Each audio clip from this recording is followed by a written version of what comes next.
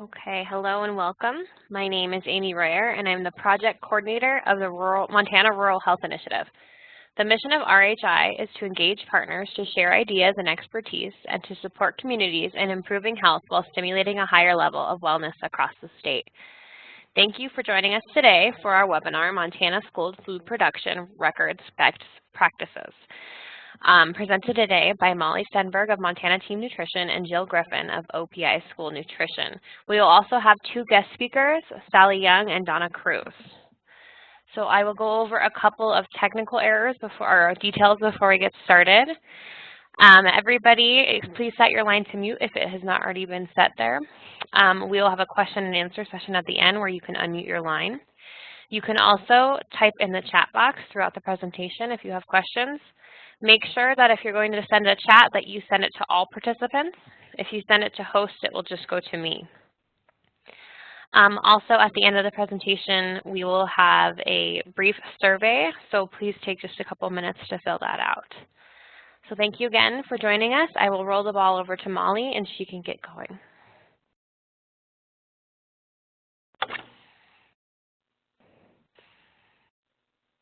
Okay, Molly, I'm changing you to presenter, and you can share your screen.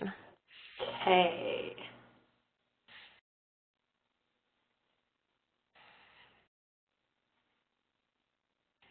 Okay, well, thank you for participating with us today, everyone.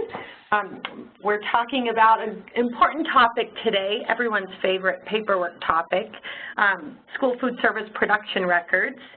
And I'd just like to tell you that I work with Team Nutrition. We are the nutrition education training arm of the Office of Public Instruction School Nutrition Programs. And this webinar today is funded by a USDA Team Nutrition Training Grant, funded by the, awarded to the Office of Public Instruction. Oops.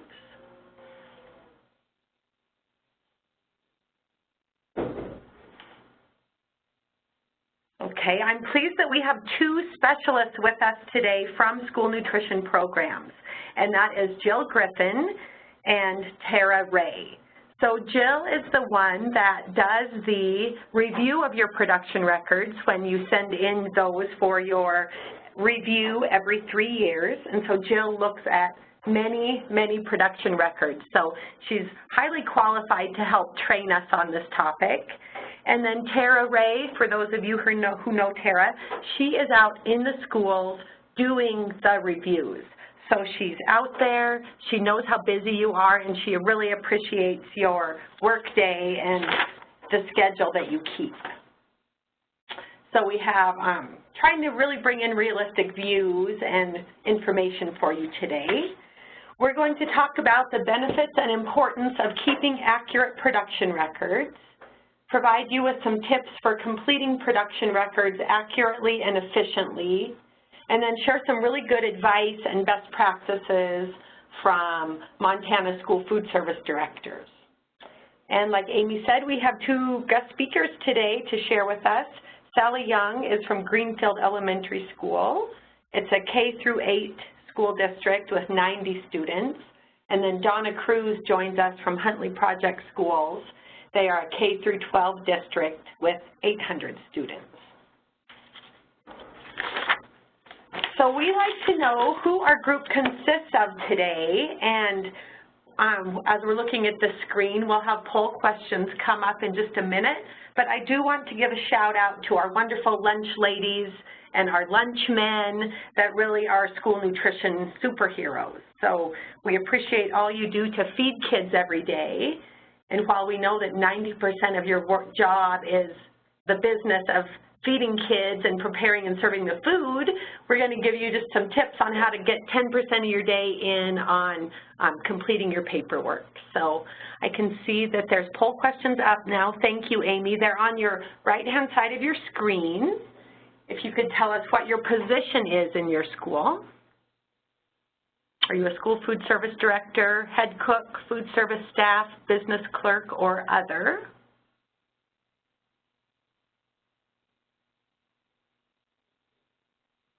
And then after you do your answer, you'll hit the submit button. down on the bottom right.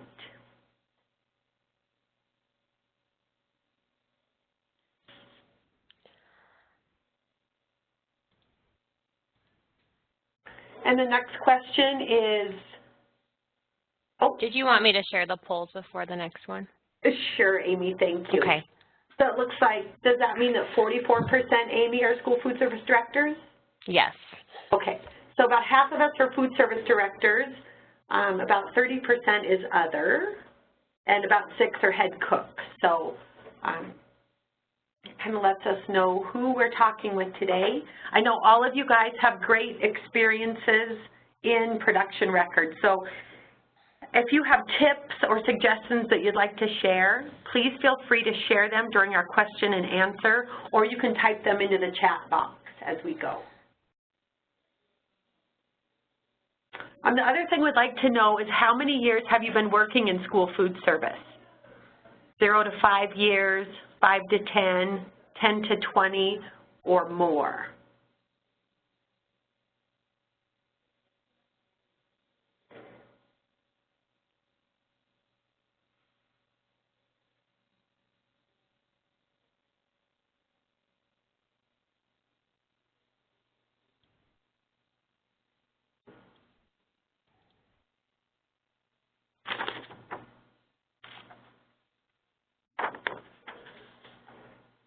Okay, so we have a nice mix here. It looks like 30% of us are fairly new. About half of us are either 10 to 20 or 20 plus, and we have a few in the middle. So it's nice we have a mix of experiences here, and it's always nice that our more experienced managers can help the new ones. And then our one of our last questions is, we're wondering, do you currently use paper copy of your production records? Do you use an electronic copy, or do you use a combination of both?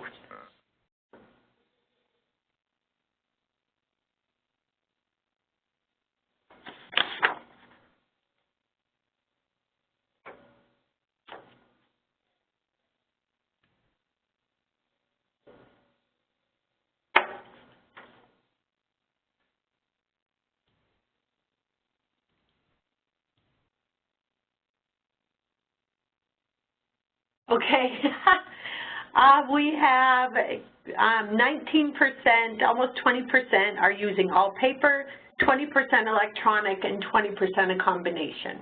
So that's good to see that we're using both methods. And then we have one more question is, what do you consider the biggest barrier to completing your production records?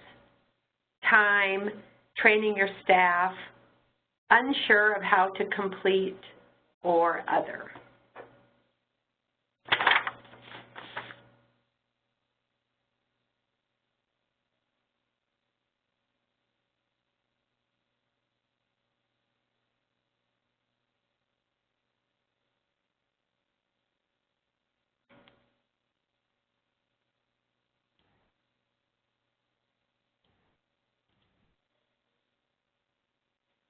Okay, and it looks like the majority of us said time is the biggest barrier to completing production records, and I don't think that surprises anybody.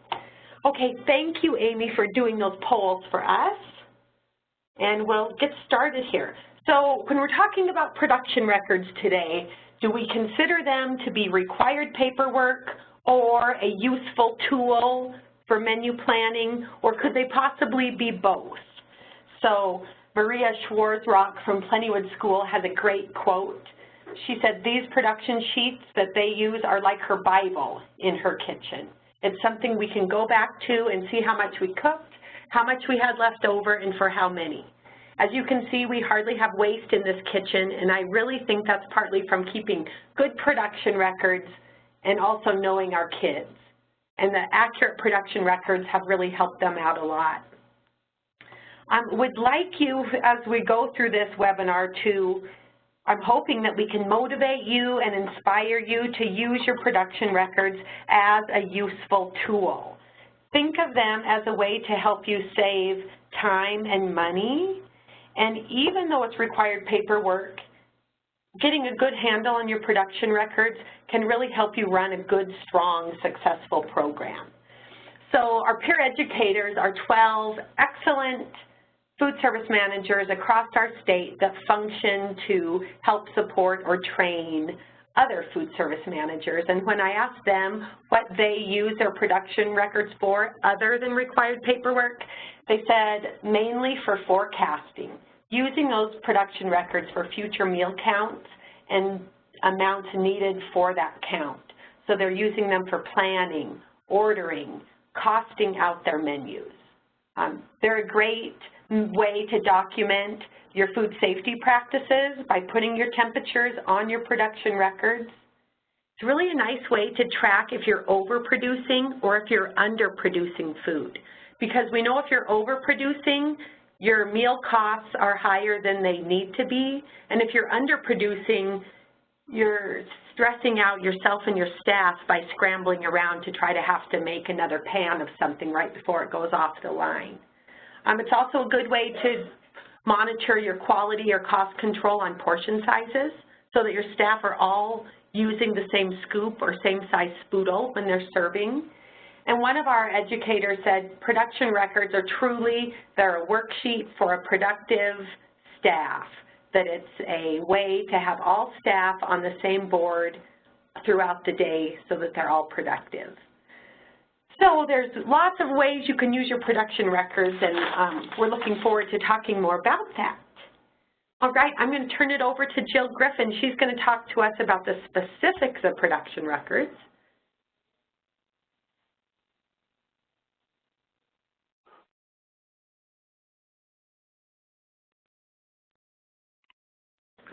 Hi, it's just taking me a moment to switch over.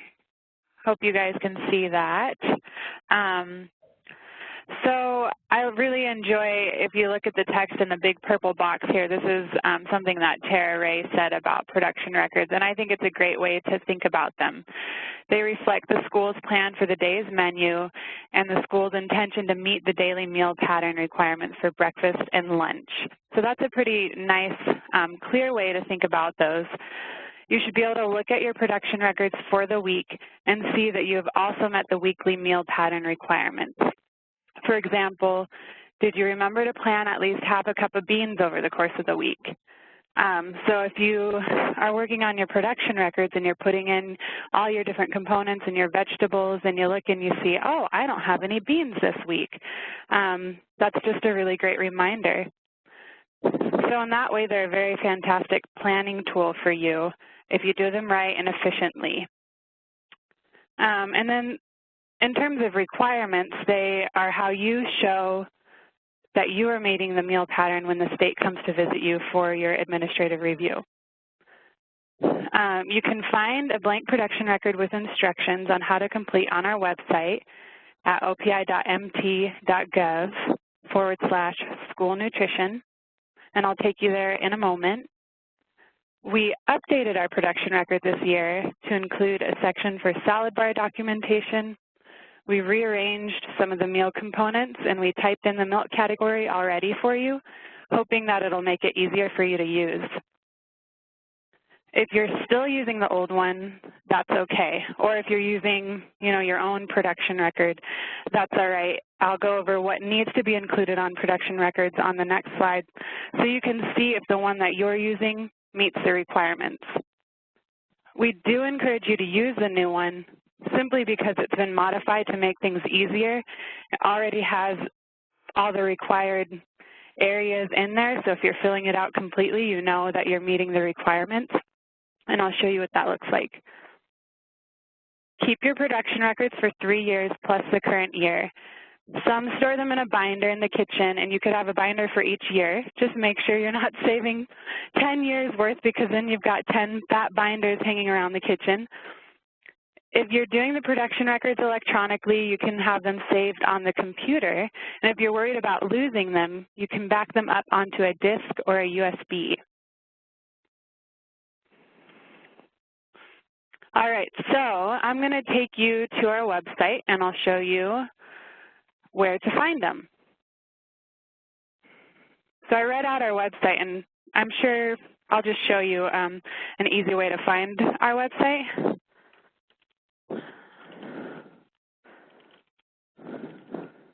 You can see there's like school breakfast is already up there. Pretty nice. Okay. And that will take you to our website.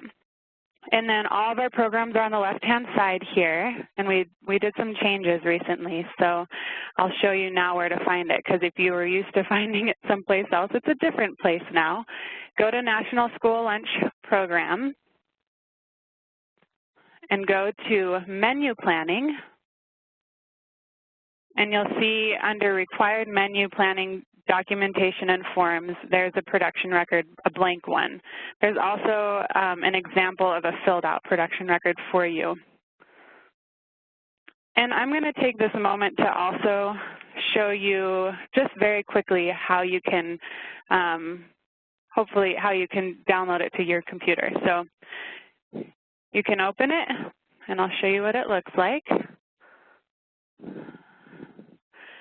So if you're using our old one, there you'll see there's a couple changes here. We moved grains up here underneath the meat protein, and then we added an area to document your salad bar.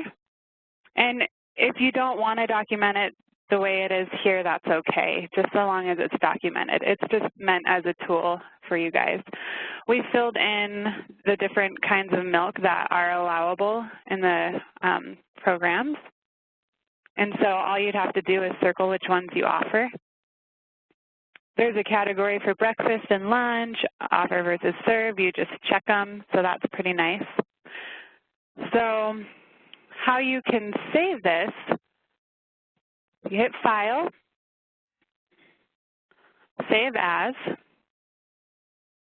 go to your computer, Browse, and if you have a folder, you could create a folder on your desktop. That's a pretty easy way to find things. So you go to Desktop, and if you haven't already created a folder, right-click your mouse, and you can go to New, Folder, and there it pops up, and I'm going to title it Production Records.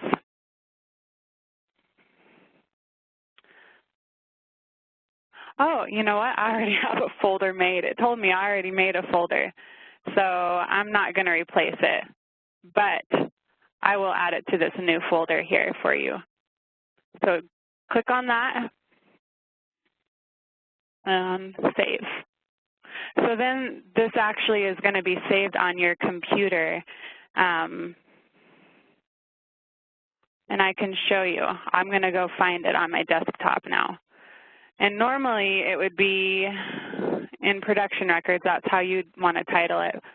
But for me, you can see I need to clean out my desktop. Lots of projects going on here. New folder is where it is.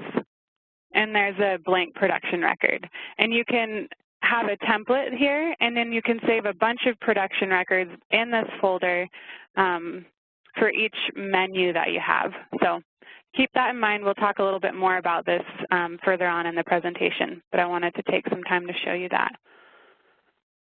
All right. So there's a second page to this production record that is just used for your information. We have why it's important, and then we also talk about the required documentation on the production record. So the point of the production records is that they need to support the claiming of reimbursable meals. In addition to good planning practices, you want to have all the information necessary to support the claiming of reimbursable meals. So how many meals were served? To which grades? How many adults were served? What's your planned serving size? What components are included in your planned meal? Which meal is it, breakfast or lunch? What day did you serve that meal? So you can see we outlined it pretty simply. You have your date, your menu, you check if it's breakfast or lunch, offer versus serve if that's how you guys operate, number of meals served, planned serving size, your components, and you want to add condiments or anything that's not a part of the reimbursable meal in the other category. And then for food safety, you include food temperature. For great planning practices, you include total food used. And then you also would, if you have a recipe associated with it, like a lasagna, you could write the recipe number, and then you would know how much food was used because you've got that recipe number there that says how many cans of tomato sauce you use or how much beef you use. And then you would include the vendor and the food source. And that's, again, great planning practices. Another thing I like to think about when it comes to vendor or food source is, say you made a macaroni and cheese with whole grain noodles on September 9th, and the meal was really well received by the students.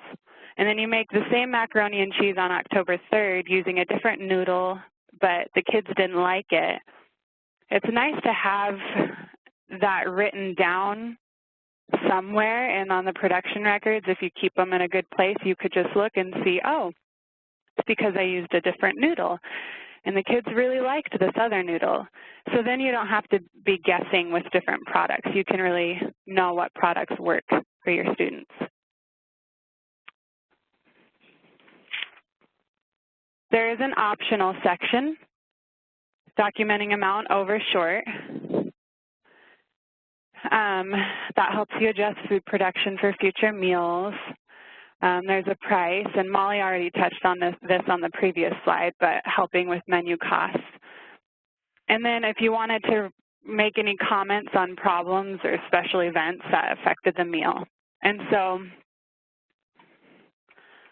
I'll show you kind of where these categories are when we look at a sample of a complete one.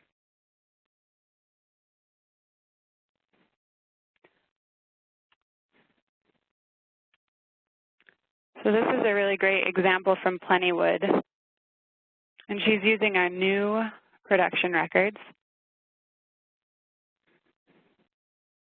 So we've got the milks already typed in there, and then all she did was type in or handwrite in the numbers that she needed. And this is for breakfast. Sorry about that. Let me go back one.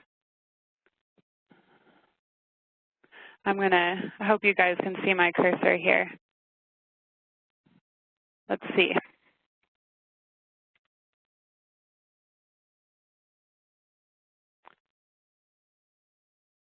Here we go. You can see breakfast. She's included the date. She's written out the menu. She has her planned serving sizes documented. And you can see that they've got 2 ounces of grain met by that raisin bran muffin. She's even marked that it's whole grain rich. She has her yogurt. She's got her fruit, and she's meeting that full cup requirement there. She's offering a half cup of pears and a half cup of pineapple. She's documenting in these categories here.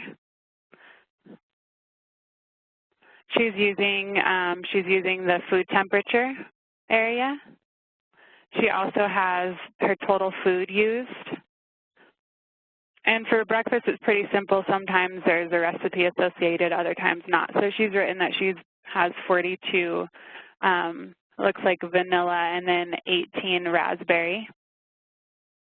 And then amount over short, so she's doing the optional as well, but helping for planning. And then she even writes a brief little note about where that's coming from.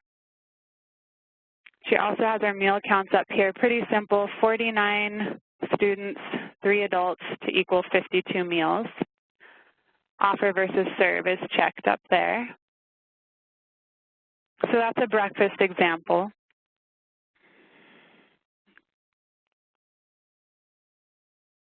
And then we'll go to lunch. Thanks, guys. This is my first time doing a webinar, and I thought I would have it down, but apparently it's a learning curve for me.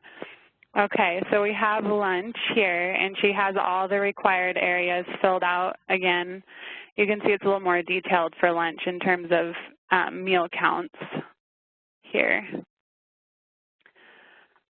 I'll point out, she did use a salad bar. She just said the salad bar is offered to K-12, but she also has a different way of documenting salad bar that works really well, and I want to show you guys. I love this right here.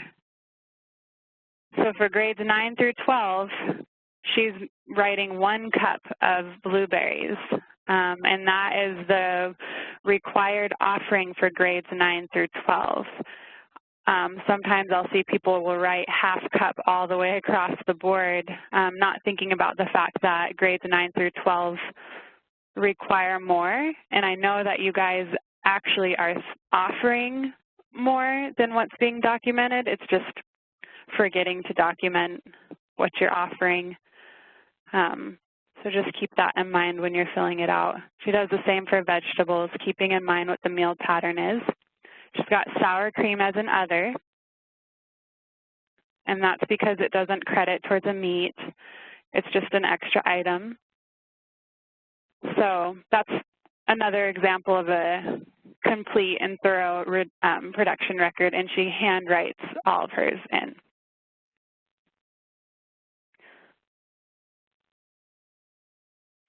Here's her salad bar. So she uses a salad bar production record, and she just writes down, or she types up the items that she usually includes on a salad bar. So she has her lettuce, cucumber, carrots, cottage cheese, etc.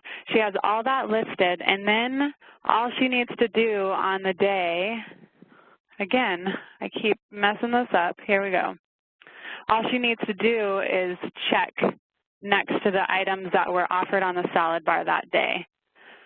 And then she has an extra area for add-ons, her fruits, and then she also has some other salads that she likes to provide, so she just handwrites those in. Condiments are already in there.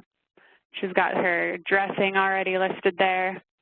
And then this is for a high schooler, so she did check that. So you could have, you know, high school, you could have over to the right, you could have grades, oh, here we go, grades K through 4, middle school, and high school. So she checks them all off that they're offered, right here, here, and here.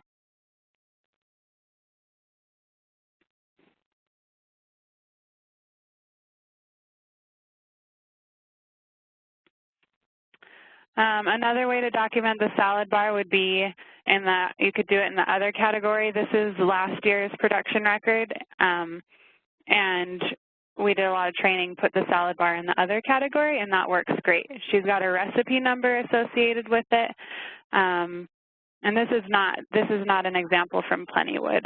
This is from another school.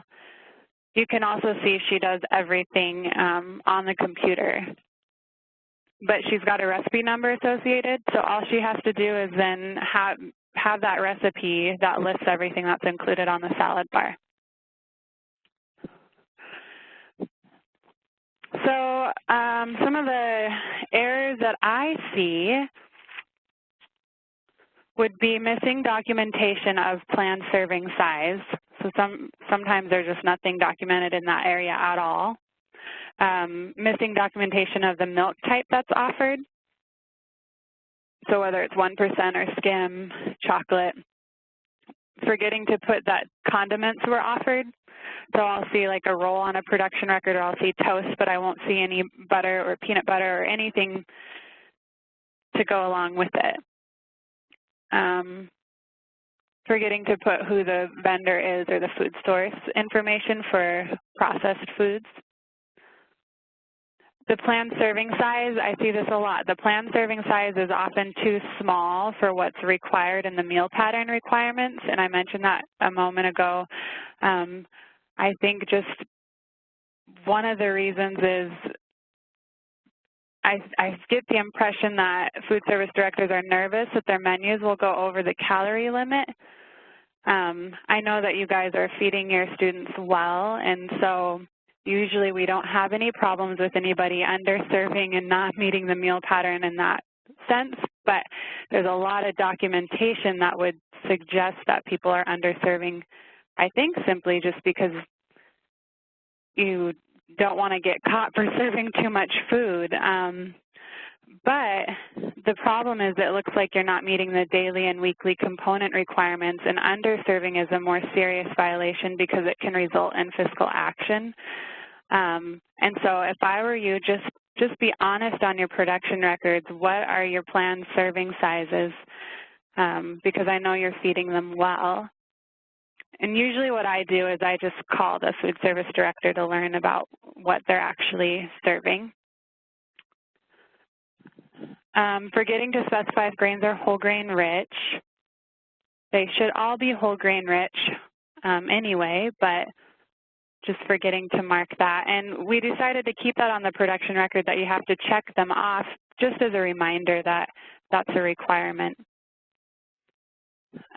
Or no standardized recipe is associated with the menu item.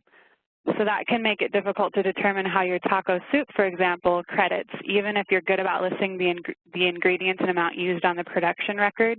I have a hard time knowing what the yield is. So when I'm trying to figure out how many beans would be in a serving of your taco soup, I don't know how many students that taco soup is serving, so I have a hard time. And the standardized recipe is just helpful for when you're out sick as well. All right, and that's it for me for now. Molly, on to you. Thank you, Jill. You're welcome. Okay, moving along quickly to the receiving records. This is what your receiving record looks like. And any school that is satelliting food to a off kitchen to be served off-site should be using a receiving record. So the central kitchen completes the basics of the sheet.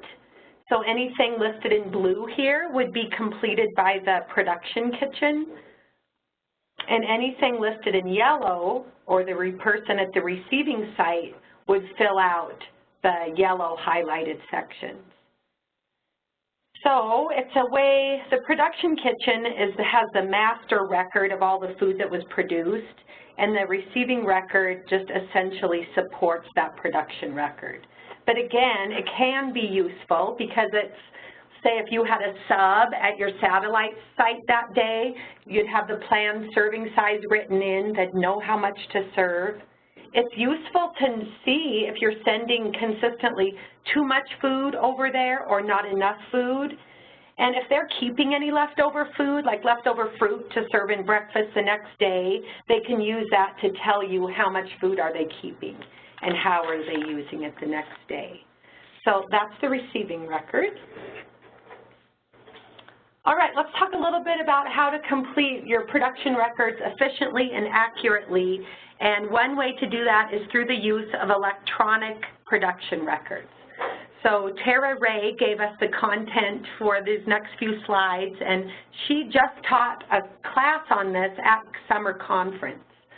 So an electronic production record is, just as Jill showed you, a production record template that you would fill out and keep on your computer. So you would look at your most common menu items, and this is really easy if you have a cycle menu. If you don't have a cycle menu, you would gather up 10 to 20 daily menus that work really well for you consistently. And then from that production record template, or that blank template, you would create a production record that reflects that menu. So Tara has created these blank production record templates, we call them, and this is a sample of one of them. We will be emailing these to you after the webinar, so you'll have them. And what it is, it's a blank record that has some things already added into it. So lunch is checked, offer versus serve is checked. It has things that you're always doing, a salad bar or vegetable bar, your milk in, anything that you do regularly, you put on here, and then that saves you time because you're not rewriting it every single day. So we will be sharing with you a breakfast and a lunch template. And it's really easy to use. If you put in a little bit of work on the front end, it will be worth the time that you save in the end. So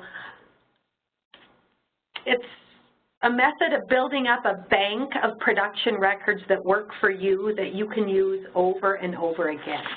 And I'm going to turn it over to Salley Young from Greenfield School, has been doing electronic production records for years, so she can share with us how she does it. Take it away, Salley. Well, thank you very much, Molly. My phone is on speaker. Should I take it off? Is it kind of loud? Yeah, it's best to talk directly into the phone, Salley. Is that much better? Yes. Oh, good. Okay.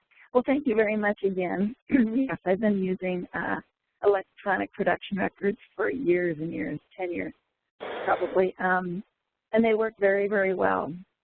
And everybody's idea of a cycle menu is a little different. You may only repeat the entree and a side dish, maybe your salad bar selections or a bread that you serve that day, but that's still enough. It will still save you so much time, I feel like, if you can put your production records on the computer. It's a very, very simple system. I have a template that is a little more, my template's a little bit like it's on steroids compared to the one you just saw, I guess. I like to put all of my salad bar selections in my template. Now, this is what I serve every single day. I pre-put in my serving sizes because I'm going to serve the required CM. And sometimes when I go in and fill this out at the end of the day, I change some of those salad bar selections. Maybe we, instead of raw cauliflower, maybe we had cherry tomatoes or different. I will change a few things, but for the most part, it stays pretty much the same. So the only things that change from day to day are what you need to list in your template, that don't change from day to day, excuse me. Also, using standardized recipes, as the girl said, is very, very wise when you're filling out any kind of production record. It'll simplify your entries with just the use of a simple number instead of having to list all of the components in every recipe. The production record that we used for a sample is spaghetti, and the components that I added that day are entered in red for easy identification. It's like I said, the thing you have to remember is to fill in that menu box, fill in the date. Over to the side, I have a note for when I received my order and that I checked the temperatures that day. That's just a place where I put notes, as they talked about earlier also. At the end of that day then, as Jill talked about, all you have to do is save that record as spaghetti in the day's date, and it's a permanent record then. You can save it on your desktop in a file or in your documents. The real beauty of this system is then the next time you serve spaghetti, say in December, you pull up this same production record, and you'll find that except for a few small changes, it's already complete. You make those few changes, and then you save that new document as spaghetti 12/27/16 or whatever that day's date is, as Jill showed you how to do. And that gives you a brand new document to work with. You'll have the document from 10/27 and the document from 12/27. So it's on the computer. I don't take a lot of notes, except for the one that you see right there. I like to keep my production record pretty clean. But I don't always have time to fill out my production record at the end of the day. So I do make notes. I make them on my menus, in my kitchen, and in my recipe book. I make sure I fill out the extra things that I might have done that day that I know will not be on the production record. So when I do have time, it's easy to fill out that production record. We are handing out, I believe, a step-by-step instructions to manage your electronic files, and that's something that I created. I know Tara has also great step-by-step instructions. There's other tools out there, but I think this one is included in this webinar. So please look it over. If there's anything I can help you with, I sure will. I believe it's a very helpful tool. I have not printed a production record in over 10 years. You know, they're all on a disc, and when I get reviewed, they're right there for easy access. There's no paper trail at all. So again, let me know if there's anything I can do. I can elaborate on this if we need to later, but I think it's good. Thank you, Molly. Thank you, Sally. That was great. Okay, in the next 5 minutes, I'm just going to buzz through a few slides and some examples of production records that Jill has collected that we thought would be good examples to share with you, and also throw some advice in there. So the first one comes from Tet at Westby School, and you'll see in the next slide, she uses a template, but then handwrites in daily menus into her template that morning before her meal prep starts. And then as she takes temperatures on her menu items, she documents that into her production record. She makes herself finish the documentation on her production record immediately after each meal service, and then she immediately files them into a binder that's kept in the kitchen. So she feels like her breakfast production record time commitment is really fast, only about 5 minutes, and about 5 or 10 minutes maximum for lunch. So that equals about 10 to 15 minutes a day on production records. So that sounds pretty reasonable to me. I hope that sounds reasonable to you guys. I'm curious, when we unmute and ask questions, you guys tell me if that's realistic or not. This is Tet's production record, and it's a breakfast, and you can see anything that she is adding in by hand or handwriting into her existing template is in blue ink. So I would say about half of it is blue ink and half of it is pre-populated things that she's doing every morning. So she's cutting her documentation time in half by really developing a good template to use for breakfast. If anybody knows Terry Hove from Medicine Lake School, this is her production record, and similar to Sally Young's, hers is all electronic. So this is her advice on the left. She brings up her production record for that meal, and then she makes all the changes for that day. As she takes temp, she goes to the computer and fills it in. And then after the meal, she types anything additional in, prints it off, and files it. So you can either do it all electronically like this, or you can print out a template and then handwrite in items. Either way works really nicely. Maria from Plentywood, anybody who knows Maria, we know that she is full of positive, lots of words. So I tried to condense this slide down, and this is as short as I could get it. Bless her heart, she has great info to share. So she prefers to still handwrite her production records, but when she has spare time, she sits down and always tries to be 2 weeks out. So she has 2 weeks of production records ready at any given time. She downloads a template onto her desktop, prints it out that morning. She likes to highlight the temperature column in red, and that helps remind her staff to take temperatures and document them on the production record throughout the day. She plans on adding more standard items to her template to make it a little more efficient. But what's unique about Maria's, and I think is really good advice, is she considers her production record to be like a moving part of her day. So it starts out in the back where they start cooking at 6 in the morning, and then it makes its way to the front towards the end of the day, depending on the meal. So by having it out there, it's part of her routine, and that way the temperatures, measurements, all the important information get written down either by her or her assistant cook. Okay, our great peer educators.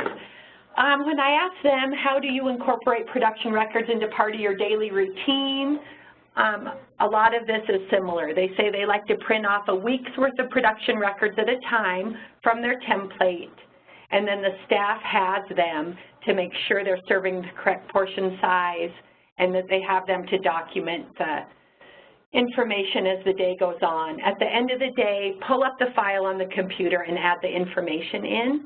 You know, what's kind of nice about doing it this way is if you do fall behind, at least you have that paper with all of the data handwritten on it.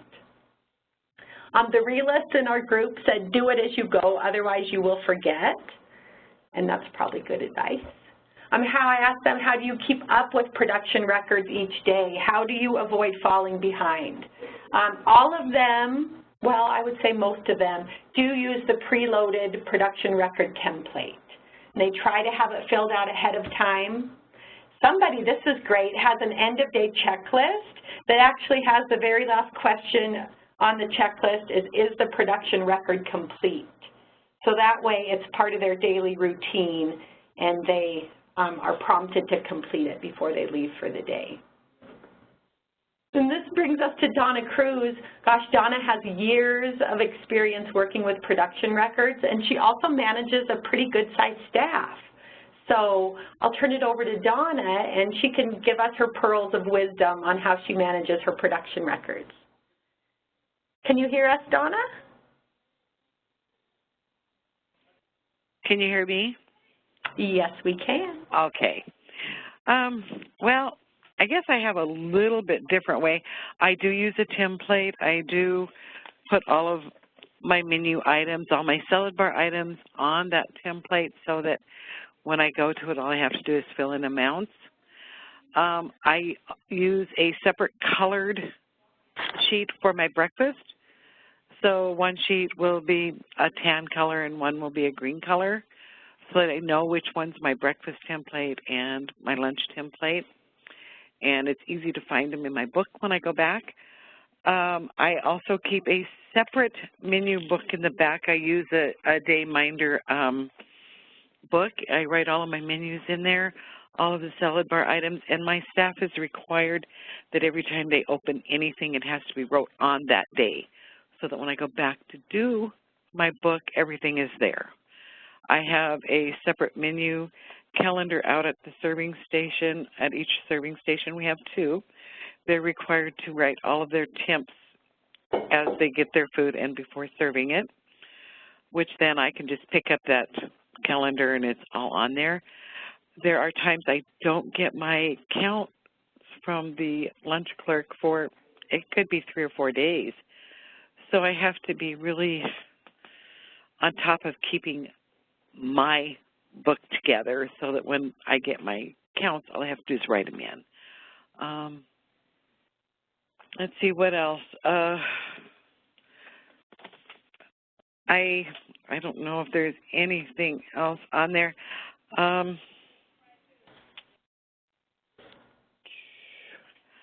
It only takes me about 20 minutes a day. I still prefer doing mine handwritten. The template is a great advantage, but I still like to handwrite my items. I like to write. So is there anything else I can talk about? Mine is basically like everybody else's, except that I do keep a separate menu book. My record book is kept in my office, and I kind of use it for my personal use, and the menu book is always in the back. My staff always has access, to what we used, what product we use. I write in where I buy the product from, where we get the product from. So it's easy for them to know if I'm not here, if they need to order a certain product, where it comes from. I don't know. I hope that helps. Thank you. It sure does, Donna. Thank you. Okay, so working up to our question and answer period, we still have 10 minutes, which is great because I think this group will have some good questions for our guest speakers or for Jill or Tara. In summary, we're just hoping that you can really look at your production records as a useful tool. and to develop a system that works for you, and that we want to help you reach the top of that mountain, that it's doable. Any questions at all? I can see by looking at the attendance list that we have some great experience out there, and I know you do a good job with your production records. If you have a question, feel free to ask it, or if you have a tip for everyone else, feel free to share it. So all attendees can either unmute their line, depending on how you muted on your landline, or you can go to the tab on the right and unmute it by clicking your mouse on the little microphone. And it looks like Tara Ray did type in a question. I don't know if you guys see that there on the right. It says, how important are those meal counts on daily production records in the kitchen? As Donna Kruse mentioned, do these counts, or do those counts need to match the count from the POS?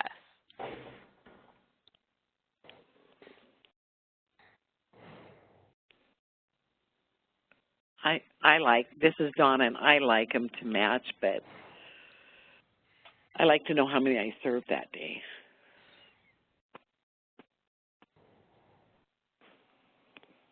And then there's a suggestion from Renata. It says, if you ever create a new template, please add soy milk.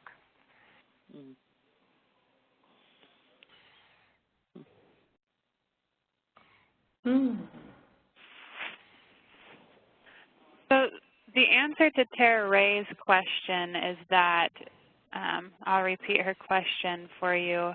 How important are those meal counts on the daily production records in the kitchen? Do those counts need to match the count from the POS and not necessary, therefore, the school's use?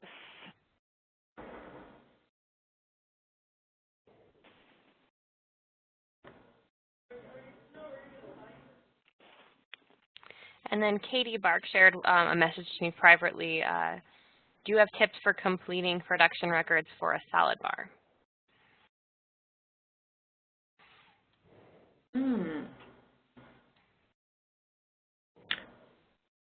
I could start, this is Molly, and I could start answering that, but then maybe I'll turn it over to Tara. We've worked with schools in the past that do have a salad bar recipe. So they would have a recipe that would show exactly how much lettuce or how many different kinds of fruits and vegetables in cups that they put out for 100 students. And that way it's a really easy way to see how much they're offering and how many kids they're serving. So I like the salad bar recipe idea. Tara, do you have anything to add to that?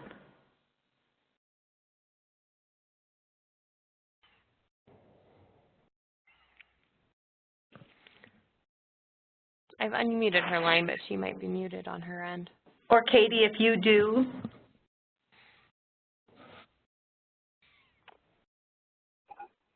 I know if you're really trying to... Can you guys hear me? Oh, yeah. Now we can, Tara. Hi, everyone. I second you, Molly. I think using a salad bar standardized recipe works really well. But I also liked what Salley suggested, writing all the items she typically has on her salad bar on her electronic production record, and she can just edit that in the computer, or if someone wanted to print that out, they could just cross out what wasn't offered that day. Either way works. Jill, do you agree? Yeah, I do. And then even the example of what Maria does with the checklist, the salad bar checklist, that's a great method as well.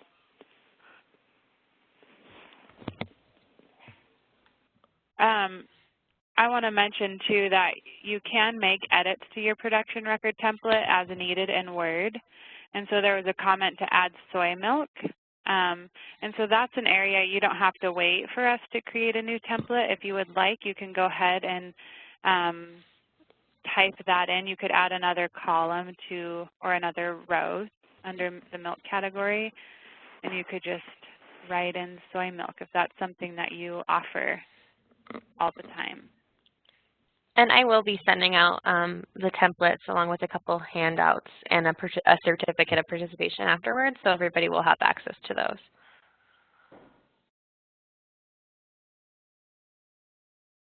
Are there any other questions?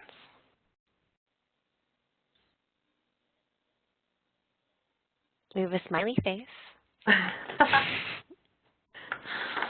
All right. Well, thank you, ladies, for joining us today to present on this. You offered lots of knowledge on the topic. So if anyone has any questions, you can contact either Jill or Molly or myself.